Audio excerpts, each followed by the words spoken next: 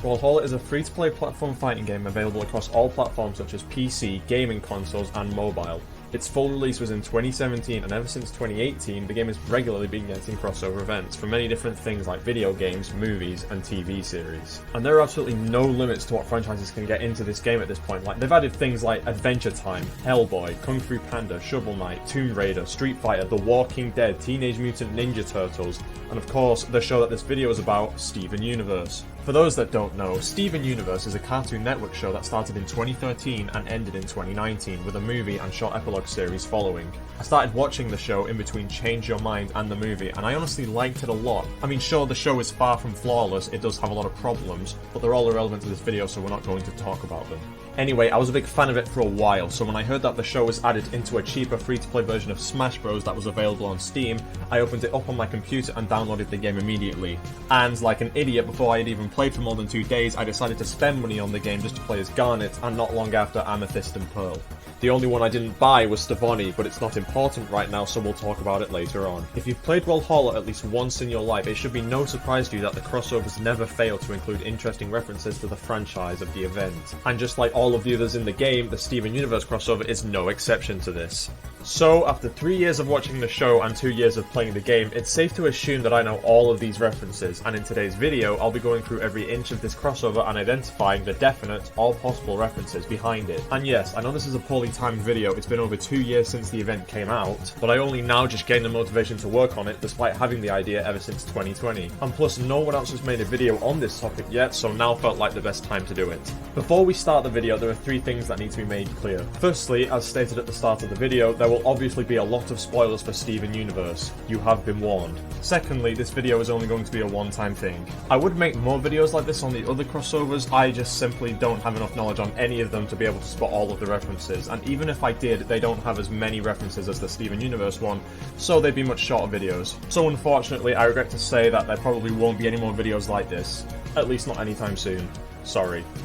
And finally, some things in this video might not be accurate. There are a lot of references I was able to spot pretty easily, but there are also some things that are either way harder to find or just aren't references to anything at all. So because of this, I may state that something is a reference to something else when it's actually not. So if you see any mistakes in the video and think you have a better idea of what the reference is, please feel free to leave your thoughts in the comments below. Anyway, now that we've got all of that out of the way, let's finally get into the first part of the crossover event.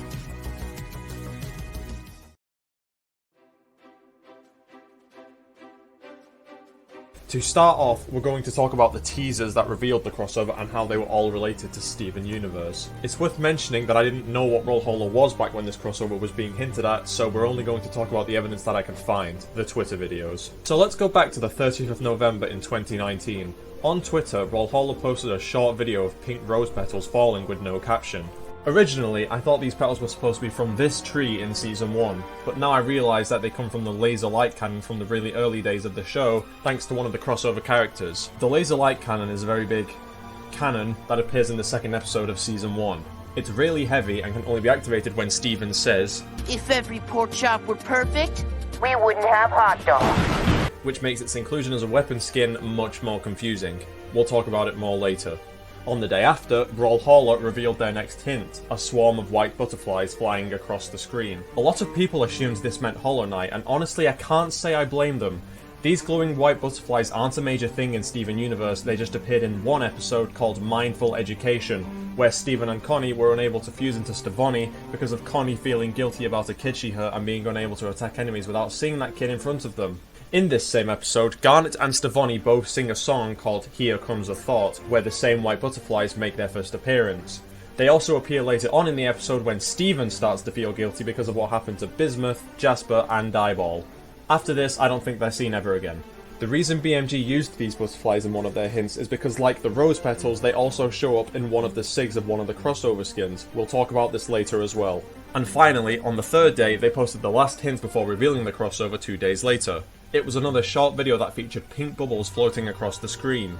These pink bubbles are the same bubbles that Steven forms throughout the show, whether he's bubbling an object, such as a corrupted gem, or bubbling himself to protect him. Steven isn't the only one who has bubble powers, but he is the only one that makes them pink like this. And unlike the other two teasers, these specific bubbles didn't actually appear on the SIGs of any of the characters, they showed up in the Brawl of the Week mode that came with the event. We'll talk about that later on. Jesus Christ, I've said that way too many times today. These pink bubbles are what finally made a lot of people realise what the crossover would be, and 2 days later, on the 4th of December, it was confirmed that Steven Universe was officially joining Brawlhalla.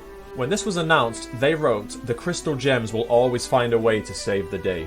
This line is obviously a reference to the opening of the song when they all say, "We are the crystal gems, we'll always save the day, we'll always find a way." Additionally, it could also be a reference to the song Who We Are from the Steven Universe movie, where Bismuth says, "We'll find a way to save the day, that's who we are."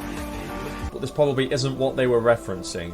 This wasn't the only description though. The patch note description on the official Brawlhalla website read, "The crystal gems have warped into Brawlhalla to save the day." The word warped was referencing the warp pad, a teleportation device that the crystal gems have used to travel to other warp pads that are located at areas they've needed to go for all 5 seasons and even the movie in future. I think out of both descriptions, my favourite is definitely the "will always find a way to save the day" one. When the developers and Cartoon Network announced this crossover, the update was released as patch 3.53 with a lot of content to explore. So now I'll stop talking about the non-game stuff and finally get into what you've all been waiting for, the in-game content.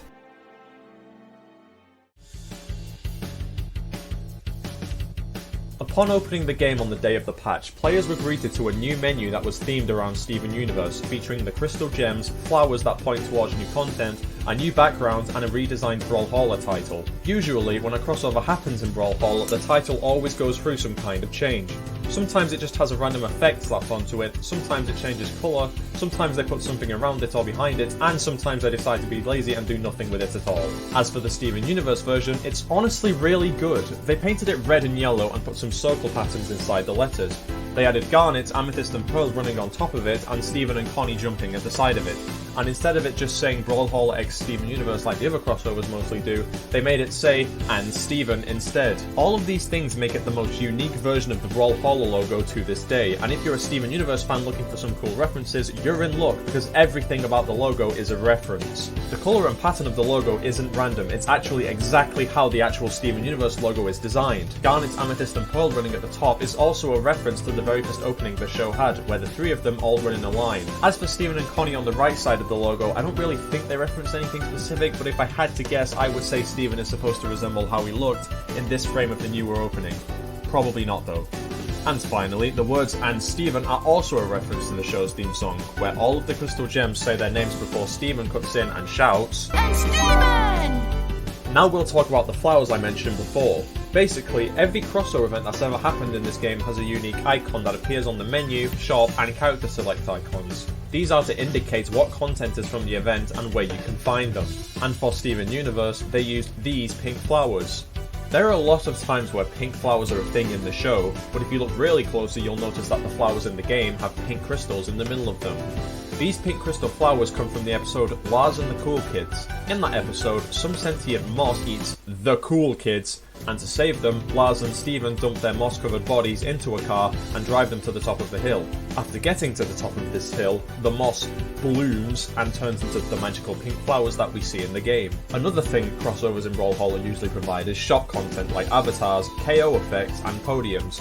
Sadly though, back when the Steven Universe crossover happened, they usually only released one single shop item, and in this crossover we got a KO effect, specifically the Malachite's KO effect. In Steven Universe, gem characters can combine their forms through synchronicity and create a bigger and stronger character that has features from both participants.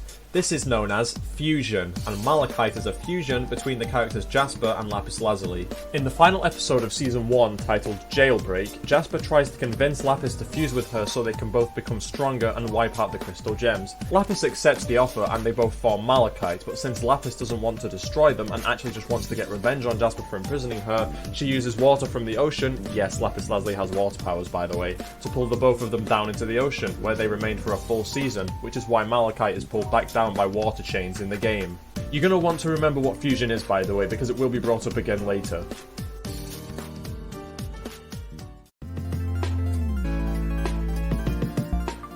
Another thing that came with the crossover event is the Crystal Temple map. There was a small one for quick 1v1 matches and a bigger one for game modes like free-for-all. The Crystal Temple map featured a cliff with a beach at the bottom of it and a statue in the cliffside. That statue is of obsidian, a fusion between Garnet, Amethyst, Pearl and Rose Quartz, the leader of the Crystal Gems and Steven's deceased mother. It's not the same as the obsidian we see in the end of the show because that one has less curls in the hair and no dress. This is because the obsidian the temple statue is based on is the version with Rose and the one we see in the show is the version with Steven. The house at the bottom of the temple was originally not a part of it. It was built as a place for Steven to live with the Crystal Gems. And if you look close enough at the house on the stage, you'll spot that it's actually the version of the house from the movie and future. After the time skip that happens before the movie, Steven's house was rebuilt and featured new things like a second floor, mini diamond base, and flags that represent Earth and Homeworld, the home planet for the gems. This version of Steven's house had been introduced 3 months before the crossover was released, so it makes perfect sense that this is the version we got in the game. The platforms you stand on when playing on the map aren't really that special, they're just parts of the obsidian statue which are covered in overgrown grass and roses. The walk pad makes an appearance in the free-for-all version, which is pretty cool but nothing exciting. The music that played on this stage was a remixed version of the show's theme song. If you listen to both and compare them, you'll notice it very quickly. In my opinion, this music is honestly what made this stage so good. It was my favourite stage theme for about a year until, on the 7th of July in 2021, they randomly decided to change it. I don't think the developers ever explained why they changed it, but I heard a lot of people say the old music was copyrighted, which doesn't really make sense because Cartoon Network allowed it, but we'll go along with it for now. As for the new music that plays on this stage to this day, it's just okay. Some people like it, some people hate it, overall I think it's fine. I like it, but it's definitely a downgrade from what they had before. Along with the map, there was also a game mode related to the show called Bubble Tag. In this game mode, players would be put into 2 teams and the goal was to bubble everyone on the enemy team to score a point. To trap an enemy in a bubble, you just had to hit them, and if one of your teammates got trapped in a bubble by one of the enemies, you would also just have to hit their bubble to release them. This concept of bubbling enemies references the Crystal Gems bubbling corrupted gems, a method of preventing the monsters they fight being able to reform and cause any more chaos. This is seen throughout the show many times, sometimes not even on corrupted gems. It's also possible to bubble living things like humans, which is proven when Garnet bubbles Steven and sends him back to the temple to save him, or when Steven bubbles himself, which he does a lot in the show. When all of the enemies are bubbled in this game mode, they all disappear through a white beam going up into the sky. And if you recognise this, that's because this effect is a reference to the warp pad that was mentioned earlier in the video. Every time a character uses the warp pad to teleport somewhere, it shoots up a big white beam and sends the person using the warp pad up with it, and it's exactly how the bubbles disappear in Bubble Tag. The game mode is good, but not widely considered one of the most fun game modes in the game, and is probably forgotten because of all the newer and more unique looking game modes that came with the future crossovers. If you haven't ever played Bubble Tag before, you should hop into Offline Play or a custom room and give it a try sometime. It's really fun.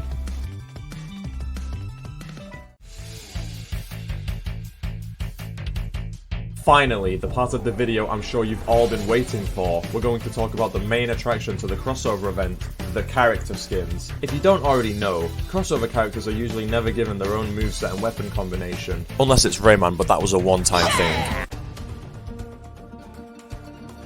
When a character from another franchise is added, they share the same weapons and moves as one of the already existing legends. For this segment, we're going to go through all 4 characters individually in the order they appeared in the crossover trailer. So let's stop wasting time and get into the first skin.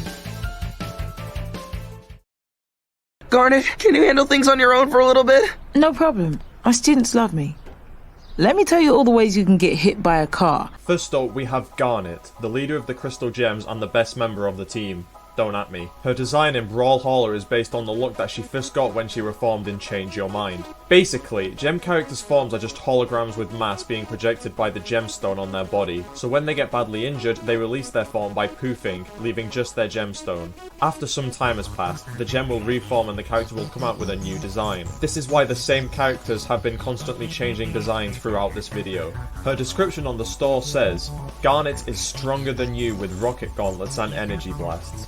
This description is very bland apart from the words stronger than you, because those words are a direct reference to the song Stronger Than You, which is basically Garnet's theme song and arguably the best song in the show. It's nice to see this song have reference somewhere in the game. The other parts of this description refer to her attacks, so we'll talk about those in a bit. She actually used to have a different description. When the crossover first came out, it said, "Leader of the Crystal Gems, respected by all, count on Garnet to save the day." This description didn't really reference anything besides the fact that she's the leader of the Crystal Gems, so I guess it makes sense that they change it, but they also changed the descriptions of the other crossovers, and theirs were fine, so overall this random decision of changing all of the characters' descriptions was a bit strange, but we'll just ignore it for now. On the character select screen, she stands with her hands placed on her hips. I wouldn't say this is a direct reference, I would say this is just supposed to be how she sometimes stands idly in the show. For her lock-in animation, she swings her arms around her head while 2 fingers on each hand are pointing, before summoning her gauntlets. This animation is a reference to the very first episode of the show where Garnet does this same movement to show Steven how she summons her weapon, to help Steven figure out how to summon his shield. Or you can link your mind with the energy of all existing matter, channeling the collective power of the universe through your gem, which results in... At least that's my way of doing it. This is the only moment in the series where she does this move because she doesn't actually need to do it to make her gauntlets appear. Also, the way she stands with her gauntlets after she summoned them in the game is similar to this official render of her. It might not be a direct reference, but it is really close. Garnet mirrors the abilities of Petra, which means Garnet uses gauntlets, obviously, and orb. Her gauntlets are called Garnet's gauntlets because, as you would have already guessed, these are just the gauntlets she uses in the show. For her neutral sig, she does an uppercut punch. There isn't a time in the show where Garnet does an uppercut like this, so this is less of a reference and more of a basic attack. When charging the attack and releasing it, you'll notice she has a pink electricity effect coming off of her gauntlets. This is just because she has electricity powers.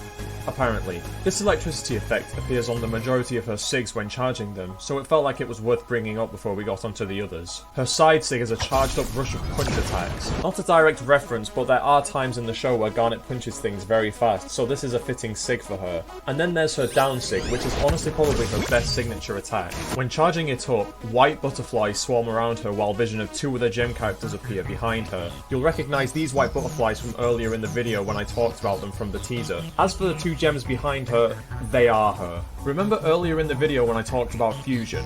Well, Garnet is a fusion between these 2 characters. Their names are Ruby and Sapphire. The reason they aren't unfused on the character select screen and don't unfuse in the middle of one of the SIGs is because while Steven and Connie don't always fuse to be Stevonnie, Ruby and Sapphire are always fused into Garnet because of how in love they both are. Oh, and remember Here Comes a Thought from before? This SIG is a direct reference to that song.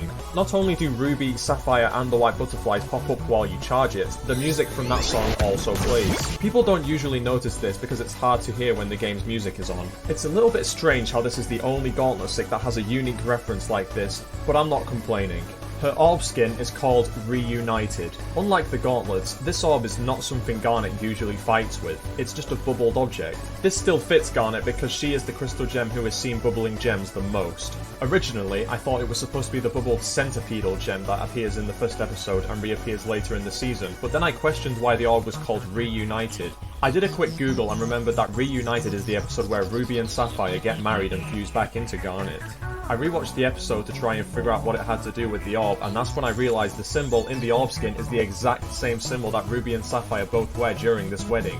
I don't know what the symbol is supposed to be or what it's supposed to symbolise, but it's still pretty cool that it makes an appearance on the orb skin.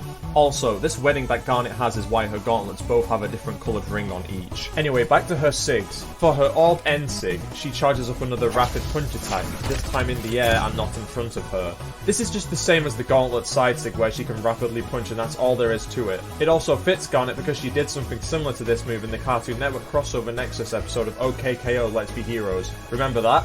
Yeah, I didn't think so. Her orb side SIG shoots out her rocket gauntlets when released, similar to a Hadouken. In the show, Garnet has the ability to remove her gauntlets from her hands and fire them like a homing missile, so it makes sense that this same move would make an appearance in the game. And for her orb D SIG, she charges up another rocket gauntlet that actually gets bigger the more she charges it. This references Garnet's ability to make her gauntlets bigger and heavier, which he has done before. It might be a bit of a stretch, but I think the way these gauntlets come together and get thrown down is referencing this episode where Garnet makes them really big before slamming them into the ground as a finishing move. Though the fact that this wasn't actually something Garnet did and was just something Steven imagined in his head probably means I'm wrong. Who knows? Psst, it's me. I'm a horse. Next up, we've got Amethyst, an overcooked quartz soldier who was made shorter than the other Amethysts, and one of the more later members of the Crystal Gems. Her design in the game is also the one that made its debut in Change Your Mind.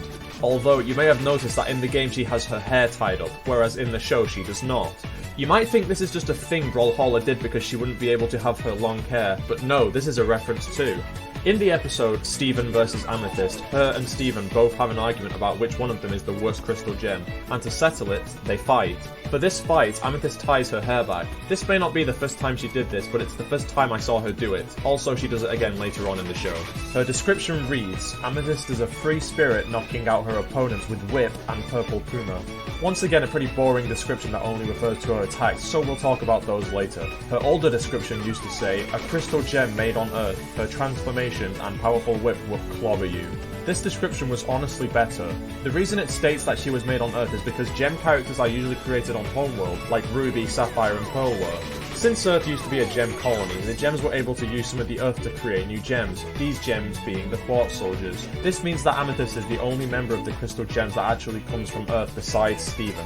On the character select screen, she stands in a chill stance with only one of her hands on her hip as her idol pose. I think this is also supposed to reference an official render, specifically this one.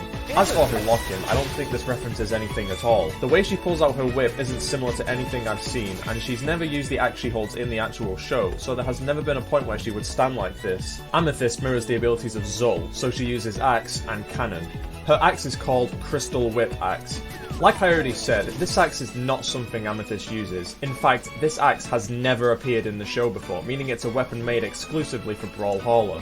The reason they made this is because Amethyst's primary weapon is a whip, and no weapon in Brawlhalla is like that. Zol has attacks where he uses a chain to grab his enemy, so it made a lot of sense to reskin that chain into Amethyst's whip. Plus, the axe skin is honestly really good, arguably the best axe skin in the whole game, so there's no reason to hate on it.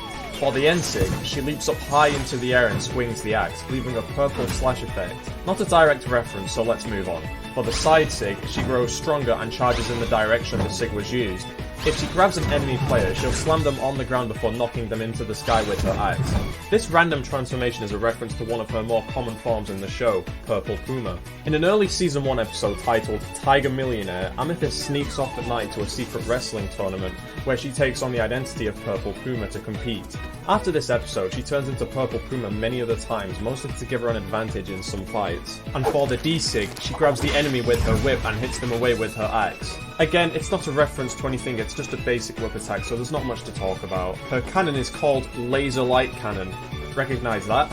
Yeah, it's the one from earlier in the video. As I said before, it's supposed to be a really big and heavy cannon that can only be activated by Steven saying a certain phrase, so Amethyst using this as a weapon is strange, but I guess they had to make it fit Zol somehow. For her end sig, she pulls out her whip and lassos it into the sky, leaving it on the ground if it misses and keeping it there until the user stops charging the sig. You may notice that when the balls at the end of her whip hit the ground, they become spiky and have purple fire coming off of them. The spikes on her whip are from an upgrade given to her by Bismuth in Season 3, and the fire effect is seen a few episodes later. For the side sig, she curls up into a ball and rolls forward at a very fast speed like a spin dash move. Just like Sonic the Hedgehog! This sig references Amethyst's ability to spin dash in the original show. I promise it's not just a Sonic Easter egg. It's really cool that they replaced Zol's fast run with this move. And for the D-Sig, she charges the cannon up in the ground, making large roses appear, and when released, pink beams shaped like rose quartz come out. This of course references the beam that normally comes out of the laser light cannon. Again, very strange that Amethyst can use the cannon this easily now, but it's better than having a cannon that wasn't even in the show instead. Plus the cannon does look very good in a lot of colours. Sounds like someone's being a sore loser. I'm not a sore loser. Because I just won the game. Next we'll talk about Pearl, the oldest member of the Crystal Gems aside from Rose Quartz, and probably the one Crystal Gem who acts more like a mother to Steven than the other two. Like Garnet and Amethyst, her design is also the one she first had in Change Your Mind. Her description reads, a graceful warrior devoted to protecting Earth, making you strong in the real way. The second sentence of this description, like Garnet, is also a reference to a song from the show. In the episode Coach Steven, Pearl sings about wanting to help Steven be strong because of him wanting to suddenly be big and strong like Sugalite, the fusion between Garnet and Amethyst. That song was, as you probably guessed, called Strong in the Real Way. Her old description used to be almost the same, but they replaced making you strong in the real way with she's her own gem.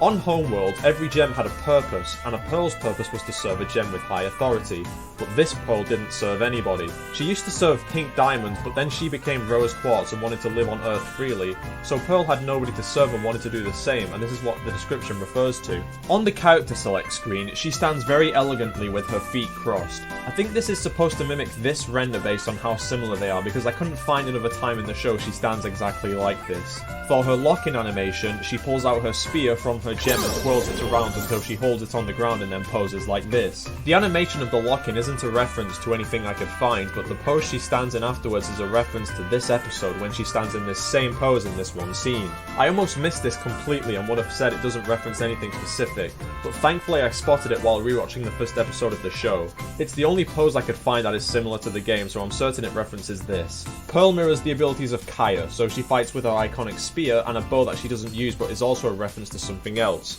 More on that later. Her spear is called Pearl's Spear because it's literally just the spear she always uses. For her spear neutral sig, she creates a holographic rose on the ground when charging it up, and when released, that rose turns into a hologram of rose quartz. There are two things I should explain here. One, how did she create holograms? And two, why does she create a hologram of rose quartz specifically? Well, pearls are very unique and have special abilities like being able to store objects inside of their gems and being able to project holograms like the ones Pearl uses in Brawlhalla. And she creates a hologram of rose quartz because in the show she has a crush on her and sometimes it gets a little creepy. Anyway, this rose quartz hologram is seen in a season 1 episode titled Rose's Scabbard when Pearl creates a hologram of her to show Steven a conversation she had with Pearl about fighting in the gem war. For the side sig, she leaps forward and plunges the spear into whatever enemy is standing close enough to get hit by it, bubbling them in the process and then throwing them in the air. This isn't a reference to anything in the show, it's just a normal reskin for this sig, so we don't need to talk about this.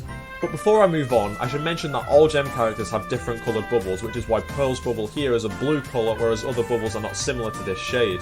And for the D-Sig, she spins her spear around in her hands very fast, once again bubbling anyone unfortunate enough to get hit by it and launching them away afterwards. Like the side Sig, this is also just a basic Sig and not a reference, so we'll just move straight on to the next weapon. Her bow is called Opal's Bow. Not a weapon that Pearl has ever used in the show on her own, but she has used it when working with Amethyst.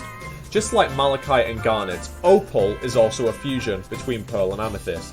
When she combines Pearl's spear and Amethyst's whip, she forms a bow that she uses in all of her battles, and this same bow is what Pearl wields in the game. How can she summon it without being fused with Amethyst? I don't know, but hey, it actually kind of fits Pearl, so there's no reason to complain. For the end Sig, she slides across the floor when charging the Sig, and when released, a holographic clone of Pearl with red eyes comes out wielding a sword. Like I mentioned a minute ago, Pearl has the ability to summon holograms through her gem, so of course she summoned holograms that look like her many times. This holographic clone of Pearl is known as Hollow Pearl. The reason Hollow Pearl holds a sword is because most of her appearances have involved sword fighting, whether she was being used to teach Steven and Connie how to fight, or stabbing Pearl through the heart. Yes, this actually happens, by the way. Whoopsie daisy! Steven, it's okay. I'm gonna be just...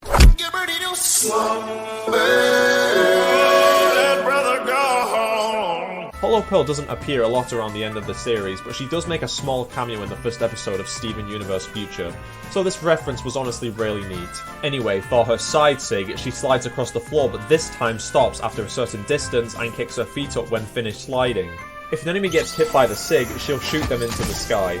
Like some of her other Sigs, this is once again not a reference to anything. Finally, for the D-Sig, she shoots a small beam at the ground when the Sig is released, and when that beam hits the ground, spearheads come out. This is also not a reference to anything in the show, which is a little sad. Her only Sigs that have references are her neutral Sigs, while the others are just ordinary attacks. However, Pearl is still a good crossover in my opinion, so I won't complain about it.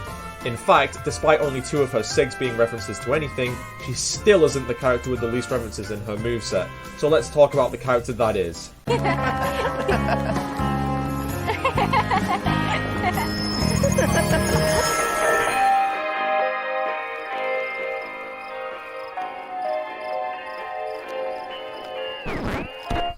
And finally, we've got Stevonnie, a 75% human and 25% gem fusion between Steven and Connie, and the very first fusion to have a human participant. She was actually the only fusion to ever involve another human until they introduced Steg in the movie. You might remember from the start of the video that I mentioned Stevonnie is the only crossover from this event that I did not buy, and now I can finally explain why. In my personal opinion, she is the worst crossover character in this event, and possibly even one of the worst crossover characters in the whole game. First of all, I just don't think she looks good in this game at all. The colour swaps are okay, but nothing incredible. Second of all, I think her weapon skins are bad. Her sword is okay, but it's probably one of the more weaker weapon skins in the game, and her shield gauntlets are absolutely fucking terrible. They don't look good to use at all. I know Steven's primary weapon is a shield, but why did this need to be put on one of the weapon skins when it doesn't really fit on any of them? Steven literally uses bubble fists in the movie. I'm just saying that could have been used instead and would have looked way better. Third of all, I honestly don't think Stevonnie is an interesting character at all. I know that a lot of Steven Universe fans like Stevonnie a lot, but to me she's just not that exciting to see when she appears. And I really don't care about Connie at all, I'm sorry. I don't hate her, I would say she's a good character, but I just don't give a shit about her at all. I see her as really uninteresting compared to the other side characters like Peridot and Lapis, and I would not think about her once if she suddenly disappeared for a very long period of time. The only thing Connie contributes to Stevonnie's moveset is her sword. Literally everything else can be performed by Steven on his own, but he needed to fuse with Connie to use a sword. That is the only reason they chose to put Stevonnie in the game instead of Steven. I apologise if I'm upsetting any Connie or Stevonnie fans that are watching this video. I'm not saying your opinion is bad, it's perfectly fine to like a character when others do not. But personally, I just don't care about Connie or Stevonnie at all.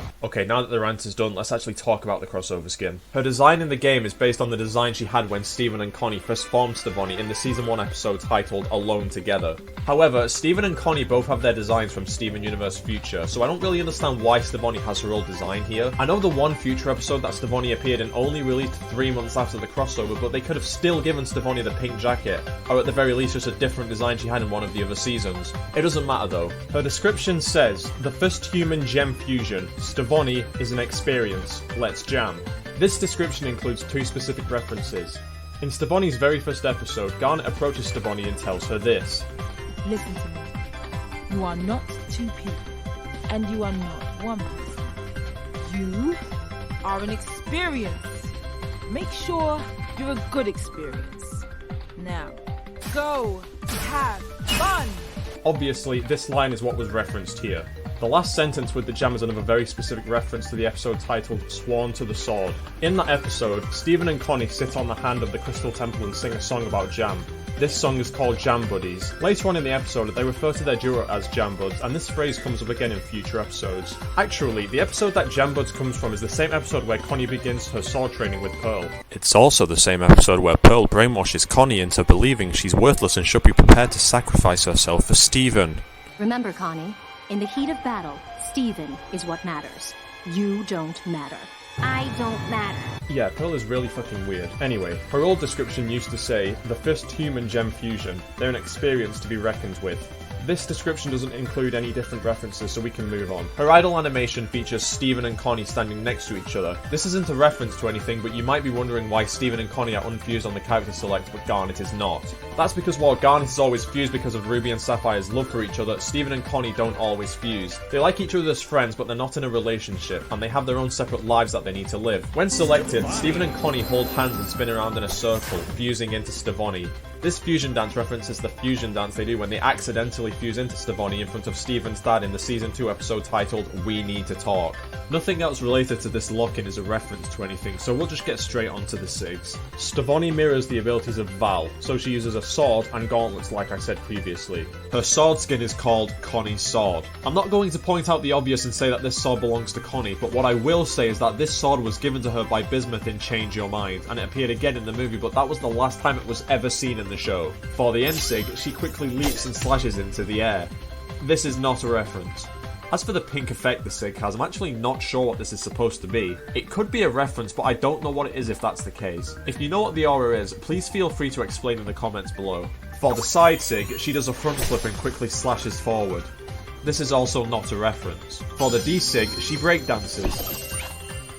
Yeah, that's the whole SIG. Once again, not a reference. All of these SIGs are just basic pink reskins of Val's SIGs, and none are references, so there's nothing interesting to cover here, so we're just gonna move on. Her gauntlets are called Steven's shields. Like I said before, these shields are Steven's primary weapon that he uses in the show. Since this was obvious and there isn't much more to say about them, here's a fun fact. This shield originally belonged to Rose Quartz, and the reason Steven has it is because Steven's gem is Rose's gem. When Steven was born, Rose had to sacrifice her physical form so he could exist. This is why Steven is a human but has all of the powers contained within Rose's gem, and it's why she's dead for the whole show. For the end SIG, a pink portal appears behind Stevonnie, and a pink lion jumps out of it and disappears through another portal. This lion is Steven's pet. His name is literally just Lion. He has the ability to spawn portals from his roars, which is where the portal in the SIG comes from. Steven met Lion in the Season 1 episode titled Steven's Lion, when the lion suddenly seemed to really like Steven and was able to help the Crystal Gems with their missions. It's later confirmed that he was owned by Rose Quartz. The reason Lion is pink is because he died and was revived by Rose, who has the ability to revive living creatures but can only do it if they become pink for the rest of their life. Lion's ability to create portals through his roars comes from being revived as well.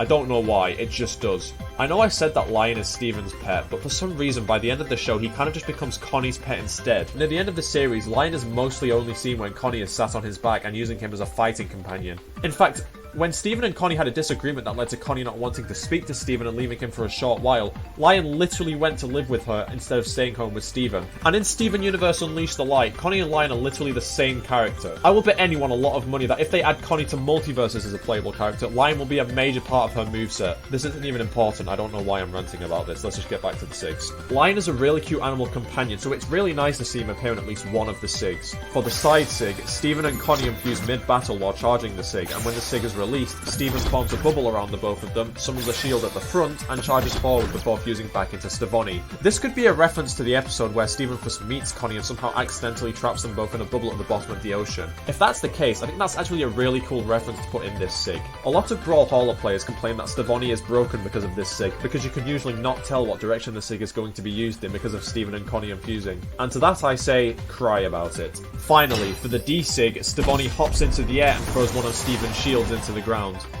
This also was not a reference to anything specific. Yeah, Stevonnie was probably the most boring crossover to come out of this event in terms of how many references are featured in the moveset. This is also one of the reasons that I don't like Stevonnie. I just didn't bring it up before because it felt right to only bring it up after we actually went over the SIGs. Again, please don't let me hating on Stevonnie stop you from liking her. If you like Stevonnie, whether it's in the show or the game, I am not hating on you and your opinion is still valid, so do not worry.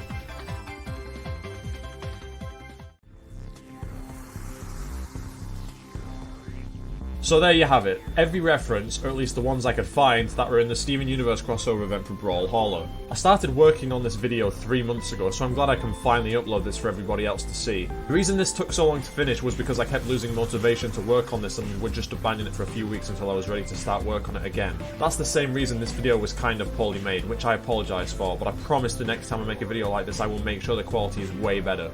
Also, like I said at the start of the video, not all things I pointed out are guaranteed to be direct references, so if you think you spotted a reference that I was not able to, please tell me about it in the comments below. Anyway, I hope you enjoyed learning about the references in this event. If you did, feel free to like the video and maybe even share it to a friend who plays Brawlhalla or watches Steven Universe. This video getting a lot of views and likes would mean a lot to me, so more viewers would be amazing. Thank you so much for watching to the very end, and I'll hopefully see you next time. Bye for now.